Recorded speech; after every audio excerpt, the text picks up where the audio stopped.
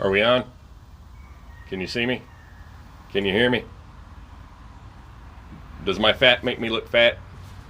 Hey there folks, how you doing today? Welcome back to the channel. Please bear with any background racket that you're going to hear throughout the production of this video. We're on location where life happens. We don't stop because of background noise. It doesn't work that way.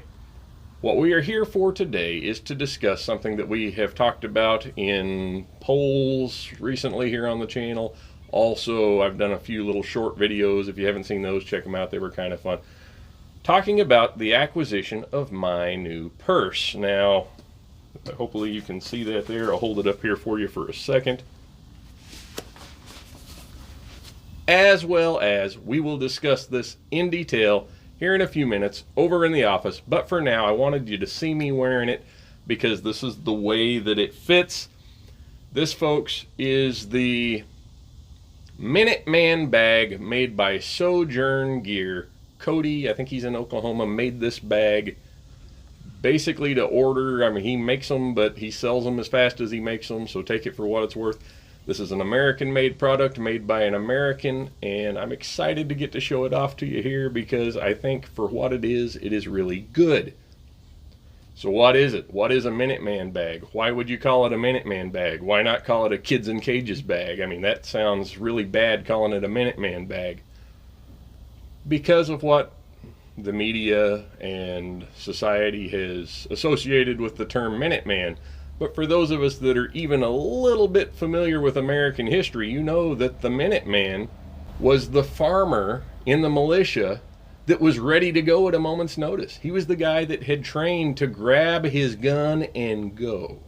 So that's why we have the Minuteman bag. This bag was designed by Pastor Joe Fox of Viking Preparedness, and basically it's an essentials kit for a rifleman to grab and go. So with that in mind, this bag was designed for a rifleman to have the essentials that he needs for his rifle. So for you fellas that watched the short that I did on this yesterday and posted one of the many comments that was some variation of, oh look, he's got that bag, I bet he's got a gun. Well, to put your minds at ease, well, you're not entirely wrong. If you see me wearing this bag, suffice it to say there is absolutely no doubt you'll know I have a gun. You just blew my mind. Yep, that's right. This bag is made to accompany this rifle, quick and in a hurry. So, what's inside the bag? We'll go over it in detail over there here in a minute. But basically, we've got 3 AR magazines, a trauma kit, IFAK, stop the red stuff from oozing out, that kind of stuff. A knife, a flashlight, a water bottle, and probably a couple of Cliff Bars, and that's it. It's not a bug out bag. It's not a 3-day pack. It is the stuff I need to operate this thing. So now let's go over into the office and we'll talk about it a little more. So we briefly touched on out there what the Minutemen were. They were militia members dedicated to the cause of securing the free state that later became the United States of America. But they all had day jobs. They were farmers, they were doctors, they were lawyers, they were ministers, and they had agreed to be on call to defend liberty. And you know, if they haven't torn them down yet, there are a few nice monuments around the United States dedicated to them and their cause, what they did. And of course, at that time, the Minuteman bag probably had a possibles kit. It had a horn of black powder, a few musket balls, some patches perhaps a bandage or two, some hardtack, maybe a canteen. It was made to accompany a muzzle-loading musket or rifle, not an AR-15. So obviously, we have evolved. So, you know, while the AR is pretty much self-contained, and even with just one regular capacity magazine of 29 rounds, the AR contains probably as much firepower just by itself as what the Minuteman had with his musket and his possibles kit. However, because of the ease and practicality of carrying additional magazines for an AR, You know, it doesn't make sense not to carry a couple of extras with you if this is what you choose to outfit yourself with. Now, regular viewers of this channel and a lot of the gun guys out there, they've probably already got something figured out. They probably have something better than what I have here. For those of you that are not real familiar with the platforms and maybe don't have one, but you're thinking of getting one or something along that line, we have videos on what to get, as well as there are many other good resources available on this platform.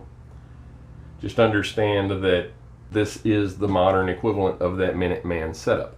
So now I'm going to move the camera in and I'm going to show you the bag up close, as well as show you what we have in it. Also, for you oh-so observant types from the last video that asked, assumed, supposed, suggested that there might be a firearm in the Minuteman bag. Alright, so believe it or not, this is not the first time that we have done this portion of the video. I realized after I shot the first clip that I couldn't see the bag as well as I would have liked to in the video, so I had to redo it. So starting over, you get what you pay for, folks. Hopefully you can see that. This is the Minuteman bag from Sewjourn Gear. I believe it is made in Oklahoma. It is made by a guy named Cody Hamill, an American, a patriot, a small business owner, and this bag helps him to make up his livelihood, and that is reflected in the awesome quality, the attention to detail on things here, like these little clip wraps, and just the quality of the guides and the webbing and the stitching is first rate on this bag.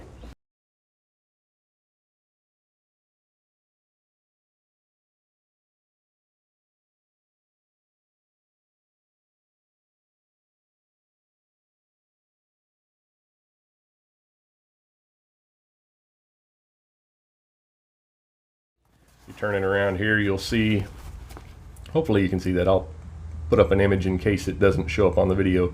It's got a tag on the back there that shows Sewjourn Gear, made in the USA. Got a water resistant rain flap top on it. It's got a lining on it that the rest of the bag does not have, so that would be useful if you were wearing it in the rain. The buckles are of extremely nice quality. I'm not 100% sure on the brand. It says GSI there. I think one of the others said something national on it or something. So the buckles are very good quality. A nice feature is the top flips completely back out of the way. If you had the time to get it out of your way, we'll put it back so you can see what's going on. The bag came with a card there that says Sewjourn Gear, gives his Instagram and his website. Owner Cody Hamill, and personally signed there, thanks Jason for the purchase of the bag. I did purchase this bag full retail, folks. It was not sent to me. This is not a promotion for their company. It's a quality item that I wanted to share with y'all. They're not cheap. You're paying for that American made quality. I don't remember exactly how much it was.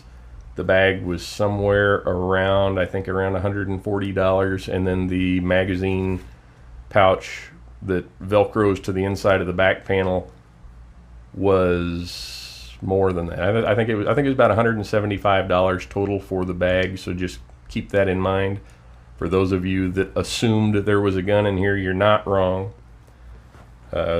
Condition of this weapon is hot standby. Don't worry about it being in there without a holster. It's not capable of going bang without some manipulation first, so we'll just leave it at that. I have the baby Glock in there, the fat baby, because it utilizes the same magazines as my normal sidearm. In the event that I had to ditch or loan my normal sidearm, I've got a backup there that I could use with the rest of my magazines. It's just practical to have the compatibility between the larger pistol and the smaller one. That's a topic for another day. So we have here in the back 3 standard capacity 29 round AR magazines. They're Magpul PMags, so yes, those fit, in case you were wondering. Of course, steel or aluminum magazines are going to fit a little better in the fact that they're a little bit smaller. You're not going to lose any ground there. You need a good sharp pocket knife. I cleaned this one up real well before I put it in here because of the nature of potentially having to use it with a trauma kit. It's not sterile, but you don't want anything real dirty either, so keep that in mind. Back down here in the corner, we've got a nice little flashlight.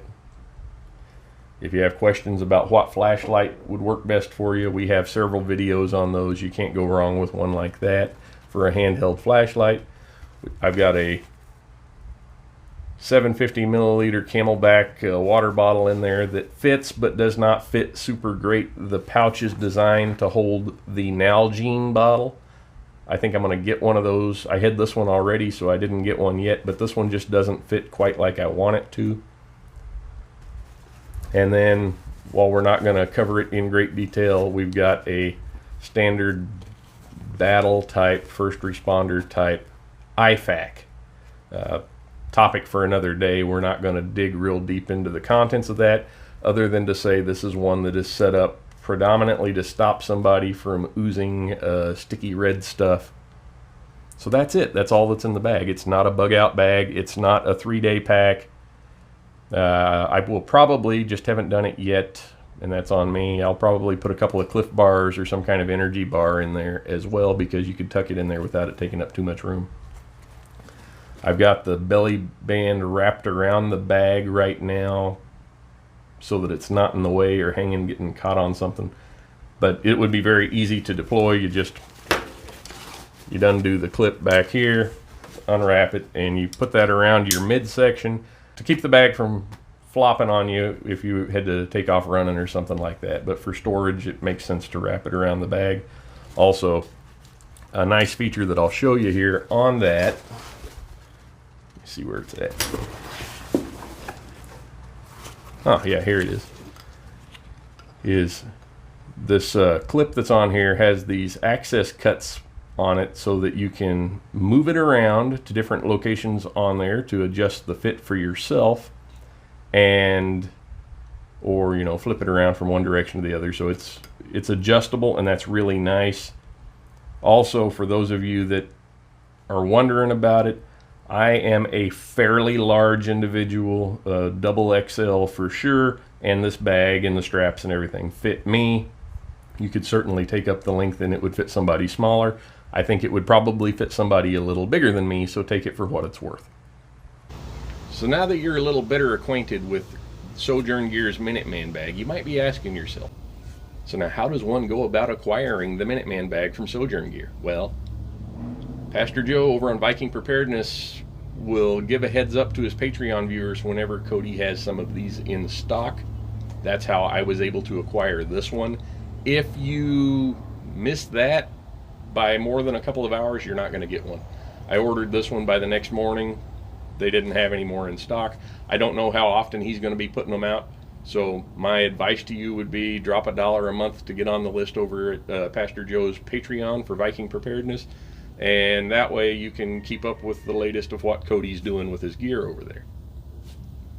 So hopefully you got something out of that. If you think there might be a time in the near future where you might need a kit like this, don't think about it too long. So until next time, take care. God bless.